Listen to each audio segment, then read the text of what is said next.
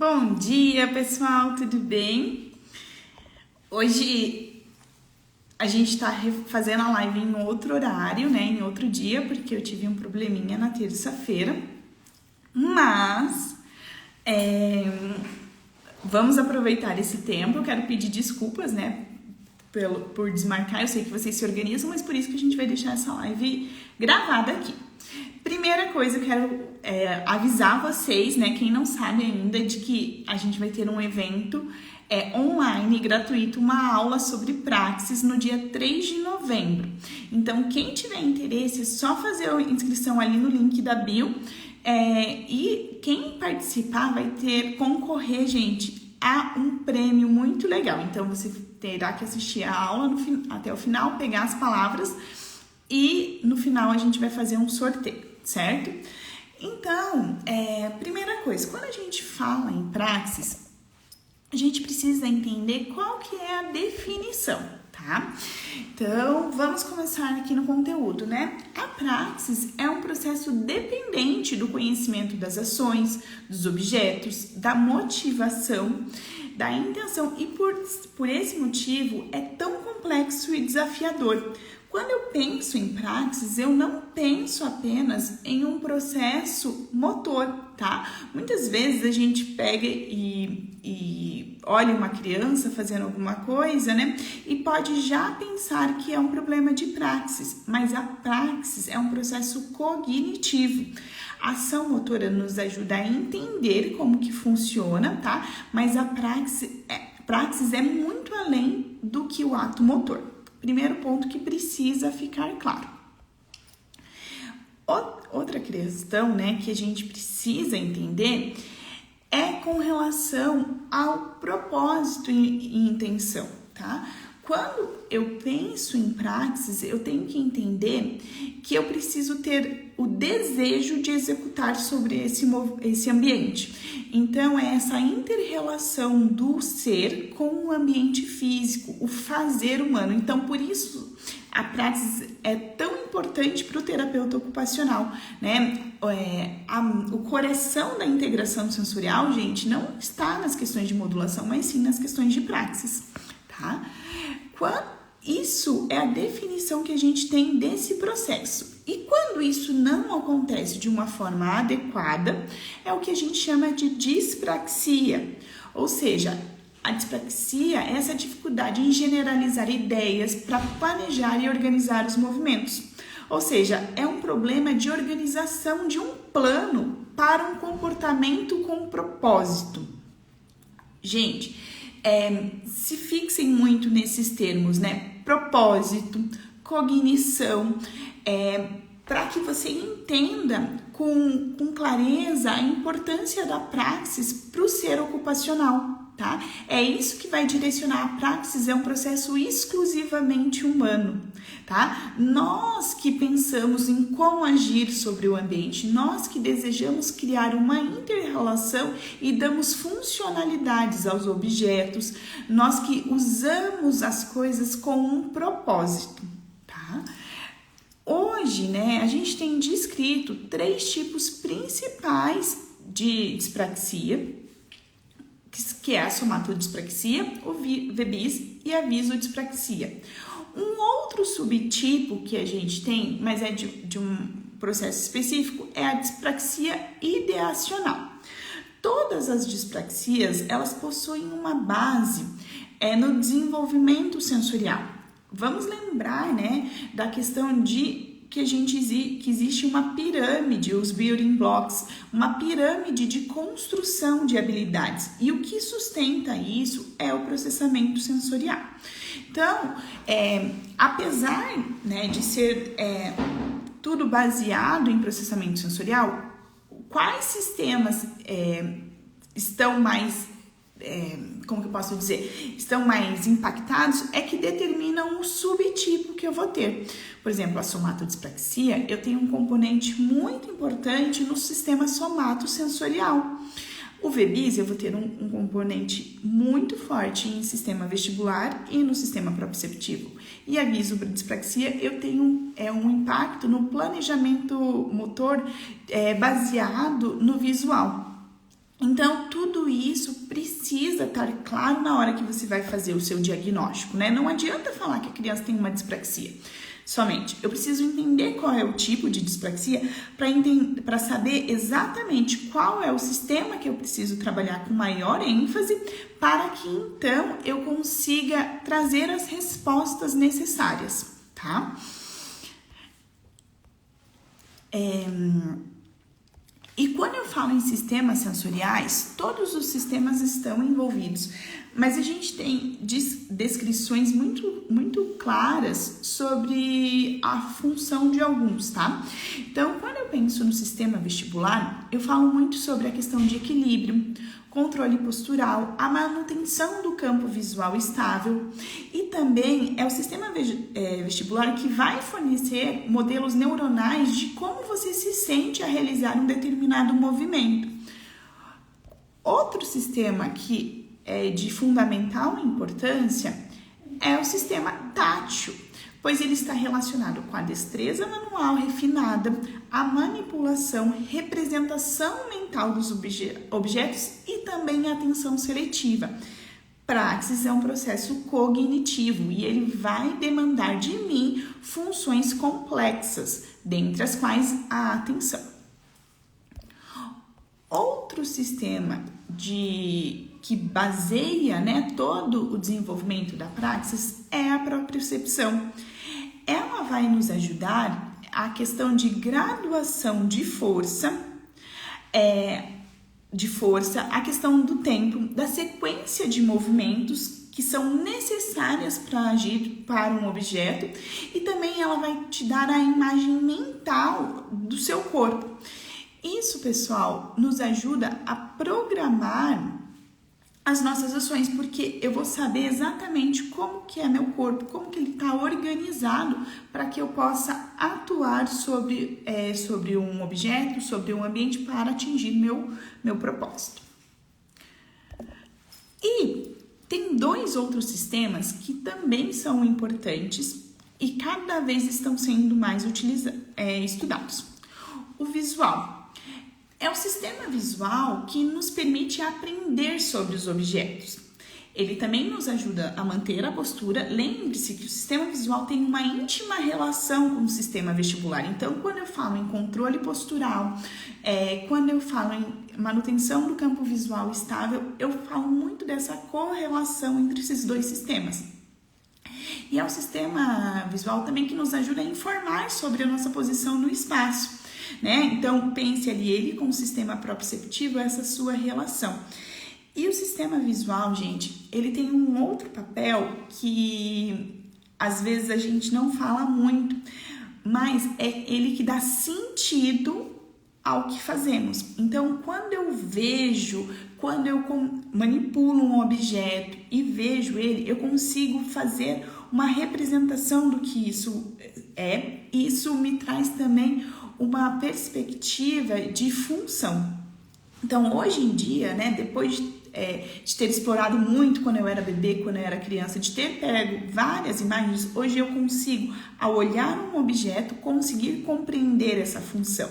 Mas vocês entendem que essa correlação ali é desde o início do desenvolvimento e o sistema visual, sem toda a outra base dos outros sistemas, talvez as coisas não teriam sentido.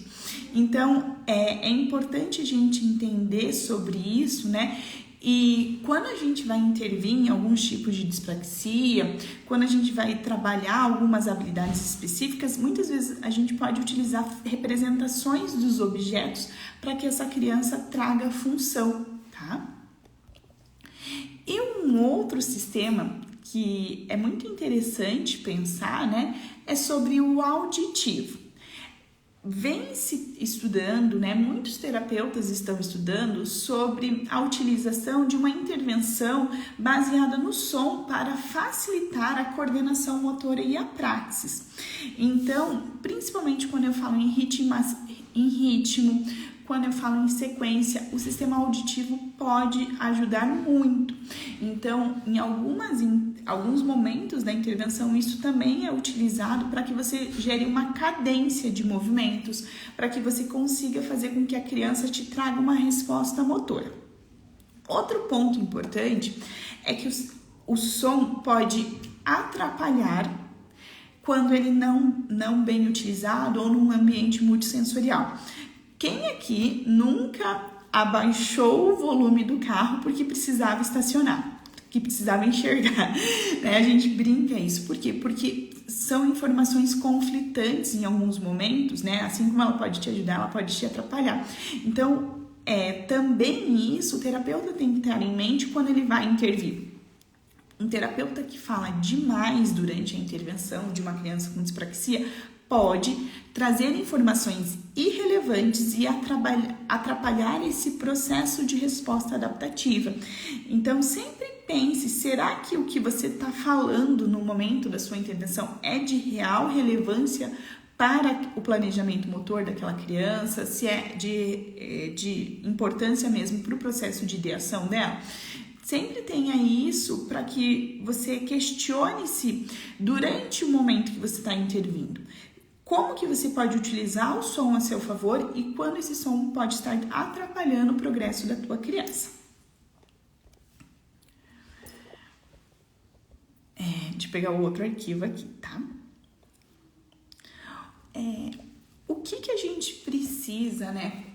Entrando ali nessa parte de avaliação e até mesmo de intervenção, é que o que eu uso para avaliação de uma dispraxia não se usa para o tratamento, pois as crianças aprendem a responder, tá? É comum, quando a gente vai dar alguma supervisão, ou até no começo, né, da carreira, assim, a gente fala assim, essa criança tem uma dificuldade na atividade X, então eu vou fazer, se ela responder, eu estou melhorando a praxis. Gente, isso está errado. Praxis precisa pensar em ações. Se eu faço e eu não preciso mais pensar naquela minha ação motora, ela provavelmente se tornou automática e ela então não desafia mais o seu processo de praxis. Então, tomem cuidado com o que você usa para avaliar, para que você não utilize isso tantas vezes durante a sua intervenção e depois pense em utilizar de novo para reavaliação. Entende que você não vai estar realmente mensurando se essa criança melhorou o seu processamento, se essa criança realmente está te trazendo uma resposta adaptativa ou se ela aprendeu, mas isso não significa que o processo de praxis dela realmente trouxe resultados. E isso é também importante para a gente pensar sobre o uso dos circuitos, porque repetir ações simplesmente por repetir, eu não estou trabalhando praxis, tá? Então, circuitos prontos para a criança fazer,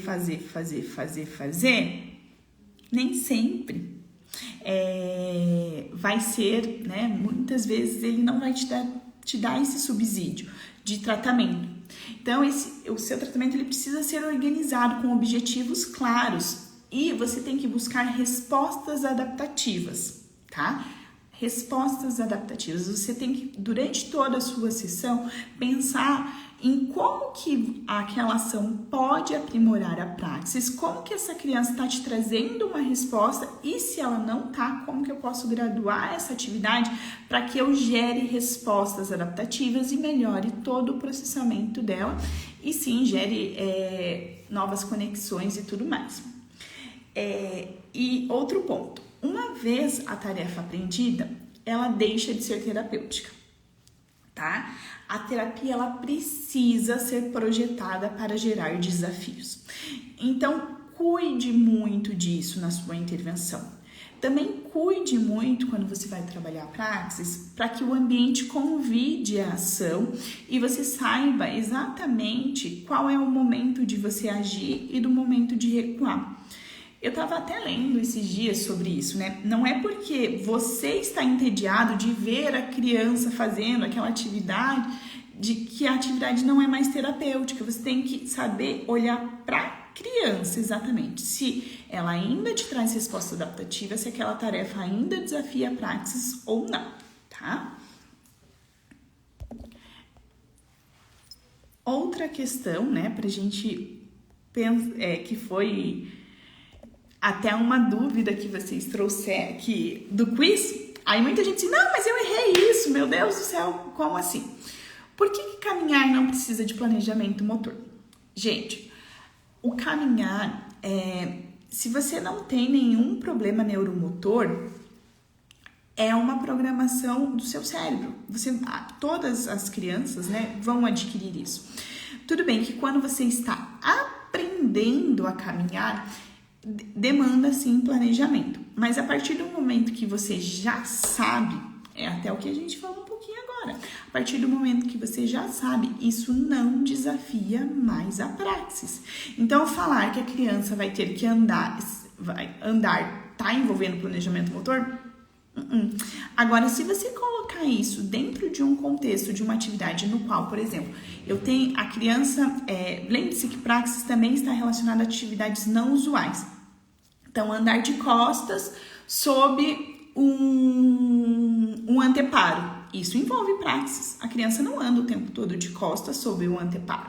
Ela vai precisar pensar em como vai organizar o corpo, em como ela vai fazer a sequência de movimentos para dar conta daquela tarefa. Isso vai envolver praxis. Então, caminhar pelo parque não é praxis. A criança sentar não é praxis. Tá? Não envolve planejamento motor. E essa distinção entre habilidades motoras, aquisições motoras e praxis, o terapeuta precisa ter claro durante, tá? Porque a praxis não é uma parte motora, é uma parte cognitiva. Claro que a execução, ela vai te mostrar como mais ou menos, né? Como funciona a ideação e o planejamento motor. Mas muitas das crianças com dispraxia, elas não têm problemas motores. Elas têm todas as habilidades, mas quando elas vão fazer o uso dessa habilidade para alguma função, é onde a gente encontra o problema. Eu até anotei isso, né? A execução não é a principal fonte de dificuldade nas crianças com dispraxia. Mas é somente através da execução de um ato motor que a ideação e o planejamento motor podem ser observados. A execução é uma etapa motora, mas a praxis é cognitiva. E assim, pessoal, a praxis, né, eu não penso somente no fim através da execução motora. Pense que é um processo de retroalimentação. Eu executo, eu obtenho o feedback sensorial do ambiente, eu faço as correções e eu tento atingir meu objetivo de volta. Então, o processo, né, de praxis não é um processo linear, mas sim uma espiral de retroalimentação. E outra questão que veio foi o porquê o falar necessita de planejamento motor, então, né? Se o andar não. Porque o falar, gente, é um processo extremamente cognitivo. Falar só não vai exigir praxis se você realmente já decorou tudo aquilo e é um tema que você tem um extremo domínio e você sabe exatamente como você vai começar, terminar e tudo. Agora, por exemplo, nesse momento que eu estou falando com vocês, exige muita praxis, tá? Eu preciso idealizar, pensar no que eu quero falar, fazer a programação motora, tem um extremo feedback ali. Então, por isso que muitas crianças com dispraxia, elas também apresentam atrasos nas aquisições de linguagem e por isso que a gente tem um trabalho muito próximo e cada vez mais reforçado em relação à apraxia de fala e o trabalho da fono com a TO, né? São áreas muito correlatas, são áreas que compartilham funções. Então, por isso, também é importante que o terapeuta ocupacional, quando receba uma criança com dificuldade em linguagem, olhe com mais atenção ainda na questão de praxis. Outro ponto para que a gente tenha bastante cuidado, né, retomando um pouquinho ali na avaliação, é que as tarefas que você dá para a criança para que ela execute, para que você avalie o processo de praxis dela, não podem ser tarefas usuais. Se você simplesmente fizer algo que assim a criança já faz todo dia, pode ser que você fale que essa criança não tem um problema de praxis, mas na verdade é só uma coisa que ela já está habituada. Outro ponto, tá? Eu preciso que a criança esteja numa ótima nível de alerta. Então, durante toda a intervenção, eu preciso ajustar o nível de alerta dessa criança para que ela me traga respostas realmente de alta confiabilidade e respostas realmente adaptativas. Então, se uma criança chega para você totalmente desorganizada, totalmente com atenção desfocada, se ela não consegue compartilhar esse momento, você precisa ajustar isso para então trabalhar a praxis, tá? Então, um ponto também importante na nossa intervenção. Eu vou abrir, tá, de novo os comentários para que vocês mandem, se ficaram com alguma dúvida, eu tirei porque estava atrapalhando para quem estava assistindo. Deixa eu ver se chegou alguma coisa aqui. Gente, praxis é um tema tão complexo, que até nessa aula que a gente vai ter no dia 3, vão ser 5 pontos para você não falhar na sua intervenção. Então, 5 pontos então, é um tema tão complexo que a gente vai focar nesses pontos e com certeza isso vai trazer muita clareza na hora de intervir, porque a gente erra muitas vezes, né, por detalhes, isso do falar. É um detalhe realmente relevante na sua intervenção. Isso de saber diferenciar o que é habilidade motora e o que é praxis, tá? Para que você consiga trazer as respostas que essa criança necessita. Deixa eu voltar aqui. Não caiu a live, Luísa. Não sei se foi a sua internet, tá? Desativei os comentários. Então, a aula é dia 3. Vai ser de noite. Então, quem puder assistir. Alguém tem alguma dúvida sobre o tema? Oi, Maíra, tudo bem?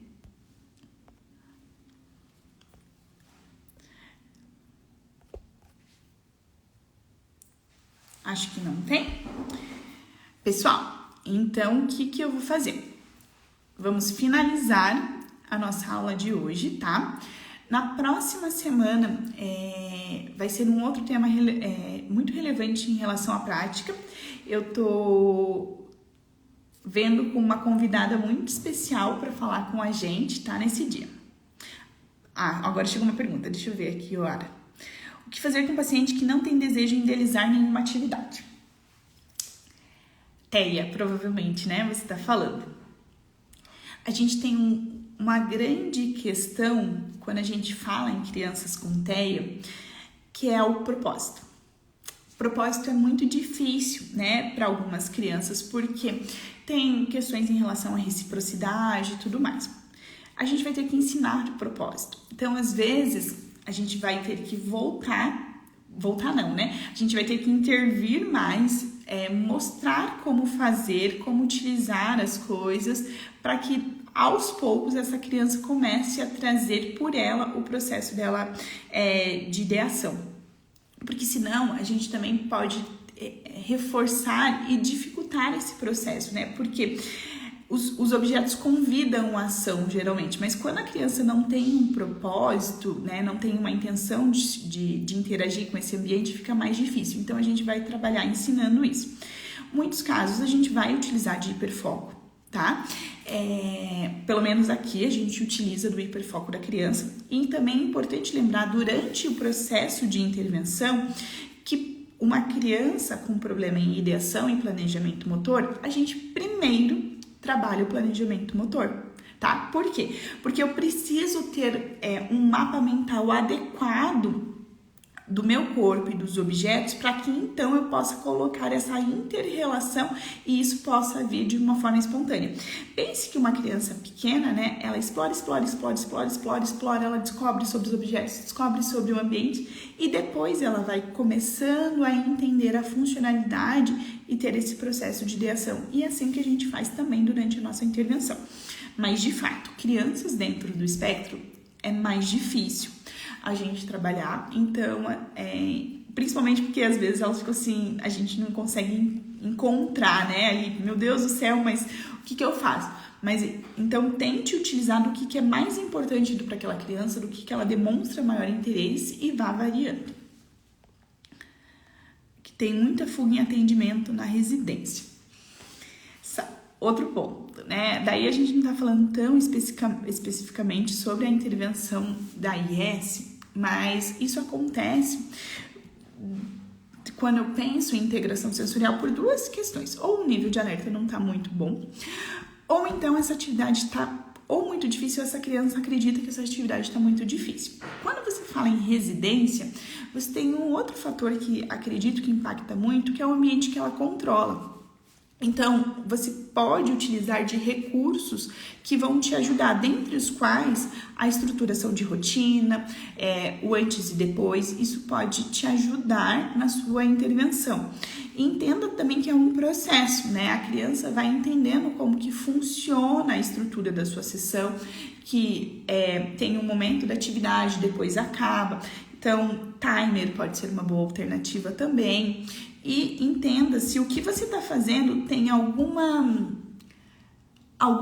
importância para essa criança. Que às vezes a gente fica assim, não, ela tem que escrever. Mas qual que é a relevância para essa criança? O que eu posso utilizar dentro do campo de interesse dela para que eu consiga essa atividade?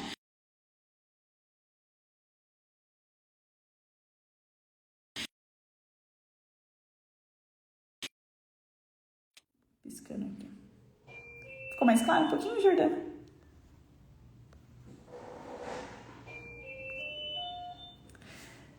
Mais alguma pergunta, gente? Temos 2 minutos para finalizar.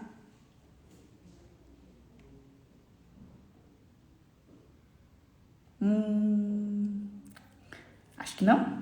Então, eu vou finalizando por aqui. Agradeço quem esteve presente. Foi muito bom conversar com vocês. Caso fiquem com algumas dúvidas, podem mandar. E não se esqueçam de fazer a inscrição, tá? Para nossa aula online, que vai ser no dia 3 de novembro. O link para inscrição está ali na bio, tá bom?